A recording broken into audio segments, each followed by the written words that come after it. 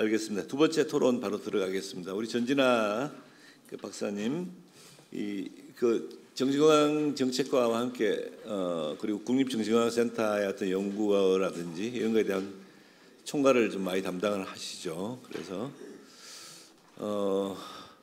뭐 굉장히 많은 정책을 종합을 하지만 또 실행이 되는 건 너무나 적기 때문에 좀 지칠 만도 할 것 같은데 요즘 어떤지 모르겠어요. 네. 오늘 저 토론 부탁드리겠습니다. 예, 박수로 모실게요. 네, 안녕하세요. 한국보건사회연구원의 전진아입니다. 네, 오늘 제가 제 얼굴을 보면서 얘기를 하기가 좀 부담스럽기는 한데, 예, 말씀드려 보도록 하겠습니다. 사실 이제 지금 여러 연구, 사실 정책 연구 아까 소개해 주신 대로 하다 보니까 이 하면서 사실은 이제 그냥 글을 보면서 연구를 하기는 어렵고, 결과적으로는 오늘 이제 발표해 주신 분들 다 이제 만나 뵙고 하면서 다양한 이해관계를 가지신 분들, 의견을 가지신 분들을 만나 뵈면서 정책 연구들을 하고 있습니다. 제가 한국에 와서 한 10년 정도 지금 이제 연구를 하고 있는데, 그 과정에서 이제 제가 느끼는 건 뭐였냐면, 초기에 이제 한 10년 전, 뭐 5년 전만 하더라도 제가 이렇게 만나 뵐 수 있는 당사자분들이라든지 가족분들이 보이지가 않았습니다. 그러니까 뵈려고 해도 그냥 몇 분, 그냥 대표적인 몇 분밖에 없었거든요. 근데 이번 연구들을, 올해 연구들을 하면서 정말 많은 분들이 계시더라고요. 그래서 저는 이제 연구하는 입장으로서는 다양한 목소리를 들을 수 있었다라는 차원에서 상당히 좋았고, 오늘도 이 자리에 함께할 수 있어서 좋은 것 같습니다. 오늘 이제 발제해 주신 내용들을 이제 전반적으로 보면서 사실은 아까 백종원 교수님 얘기해 주셨지만 다 동의하는 바여서 이 내용을 가지고 어떻게 토론을 할 수 있을까에 대한 고민을 조금 많이 했었고, 그 차원에서 제가 조금 경험했던, 그리고 제가 지난주에 또 일본을 다녀왔거든요. 일본을 잘 다녀오면서 느꼈던 내용들 중심으로 조금 말씀을 드리는 게 어떨까 싶습니다. 슬라이드 그 자료집을 보시면서 같이 가셔도 좋을 것 같고요. 배점태 회장님께서 발표 자료 여러 번 수정하셨다고 했는데 정말 느껴졌습니다.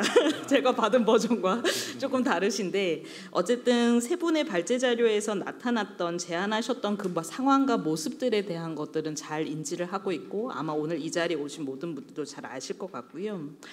그동안에 이제 제가 이야기를 듣고 정책 연구를 하는 과정에서 조금 변화가 있었다고 느껴지는 또 다른 하나는 뭐냐면, 옛날에는 각각의 영역에 대한, 각각의 이슈에 대한 관점들에 초점들을 많이 가지고 계셨습니다. 그러다 보니까 전반적으로 그럼 어떤 형태, 어떤 상황인가에 대한 모습들이 바라봐지지 않았었거든요.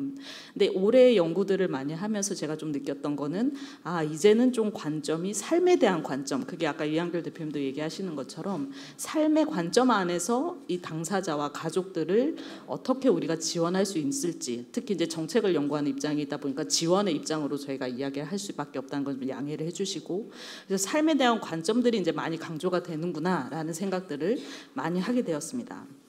그러다 보니 삶에 대한 지원의 관점으로 본다 그러면 결국은 그 사람의 개개인에 대한 것들로 우리가 좀 초점을 맞춰가야 되지 않는가라고 생각이 들고, 그게 아마 UNCRPD나에서 이야기했던 그 관점들을 이어가는 방식이지 않을까 생각을 합니다.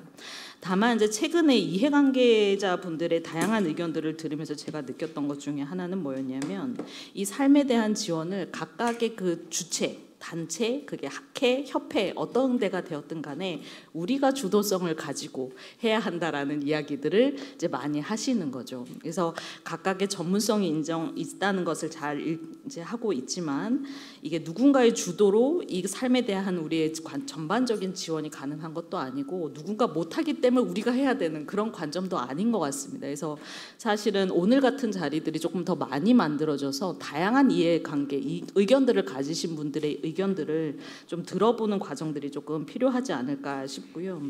이번에 이제 일본을 다녀왔고, 저도 이제 여러 국가들을 다니면서 느꼈던 것 중에 하나는 뭐였냐면, 정말 많은 서비스가 있구나. 정말 많은 서비스가 공공에서 이루어지는 것은 아니구나. 그러니까 민간의 다양한 서비스들이 있고 그 민간의 서비스를 제공하는 주체는 물론 전문가 집단도 있을 수 있겠지만 당사자 집단, 가족에 의한 서비스들도 많이 이루어지고 있구나. 근데 우리는 그게 이제 시작 단계인 것 같습니다. 현재 우리의 정신건강복지법의 그 법의 그 제도 설계들을 보시면 서비스 중심으로 제도가 법이 이제 설계되어 있는 게 아니라 기관 중심으로 법이 구성되어 있습니다. 그러다 보니까 이 기관에서 우리가 만들어내는 모든 서비스를 이 제한된 기관들이 다 해야 되는 구조로 가다 보니까 저희가 활용할 수 있는 자원은 항상 부족하고 이 거의 현장에서 일하시는 분들은 항상 업무에 과부하가 이제 걸려 있는 그런 상황인 것 같습니다. 그러면 우리도 이 서비스의 전달 체계를 조금 확대할 수 있는 방향들을 모색을 해야 될 것 같은데 언제까지 그러니까 공공기관 혹은 이제 그게 이제 재활시설이 될 수도 있고 센터도 될 수도 있고 하지만 그 기관 중심으로 펼칠 것인가에 대한 고민들을 좀 하면 저는 좋을 것 같고 그게 아까 배점태 회장님도 얘기해 주신 것 같고 이한길 대표님도 김질 대표님도 얘기해 주신 것처럼 약간 민간의 자원들, 당사자 단체, 가족 단체 그 외에 다른 민간의 조직들이 좀 활성화될 수 있는 방식들을 고민해야 되지 않을까라는 생각들을 했습니다. 그래서 일본에서 여쭤봤었을 때는 그게 지자체에 있는 정신보건복지센터는 거기는 공무원 조직이니까 거기 안에서 그런 민간 단체 육성 지원들을 하는 작업들을 같이 또 하고 계시더라고요. 그럼 그것도 이제 우리의 센터는 공무원 조직이 아니다 보니까 뭔가 국가의 차원 안에서 그런 육성 지원 단체들을 하는 작업들을 좀 해야 되지 않을까라는 생각들을 했었습니다. 마지막 슬라이드를 조금 보시면서 이야기를 드리고 싶은데요.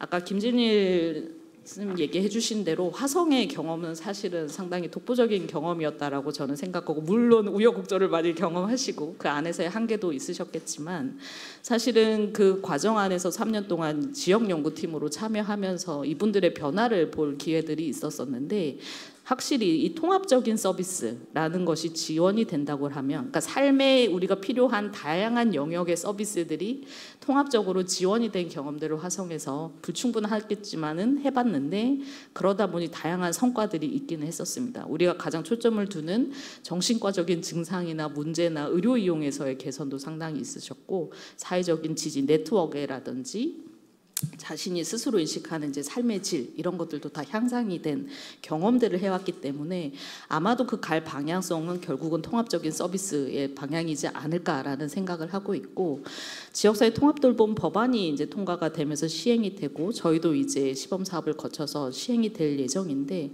이 지역사회 통합돌봄의 모형이 하나의 사업이 아니라 정말 지자체에서 안착이 돼서 시스템으로 돌아갈 수 있도록 해야 되는 게 필요하다라는 생각을 합니다. 그게 영국에서의 통합돌봄이던 일본에서의 통합돌봄도 이게 시스템 차원에서 돌아가는 거지 사업에 누가 하는 하나의 사업이 아니거든요. 그래서 그거에 대한 관점의 변화들이 점점 필요하다라는 생각들을 조금 했었습니다.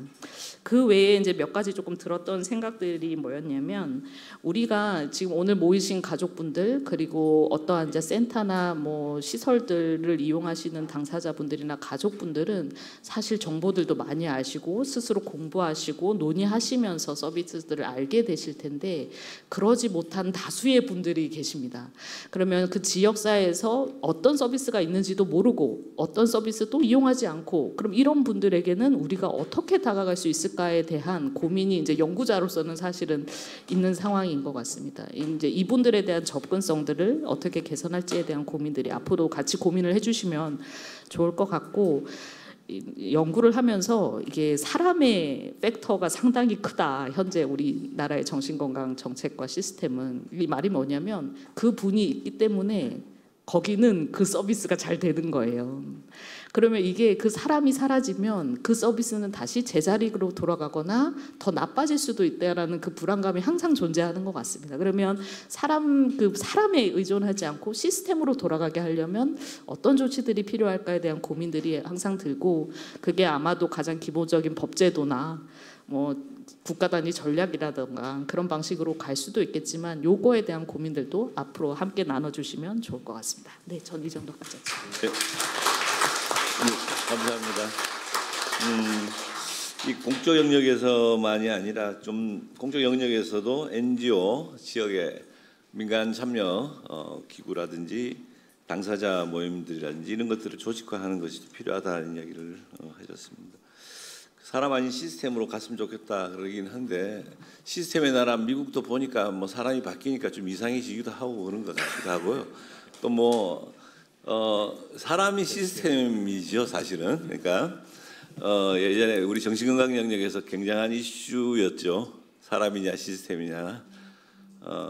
그래서 제가 많이 혼나던 이야기였어요. 그래서 사람 중심으로 만들어놨다고 그래가지고 죄송합니다. 맞습니다. 근데 사람이 있어야 다시 시스템이 또 만들어지는 것도 있거든요.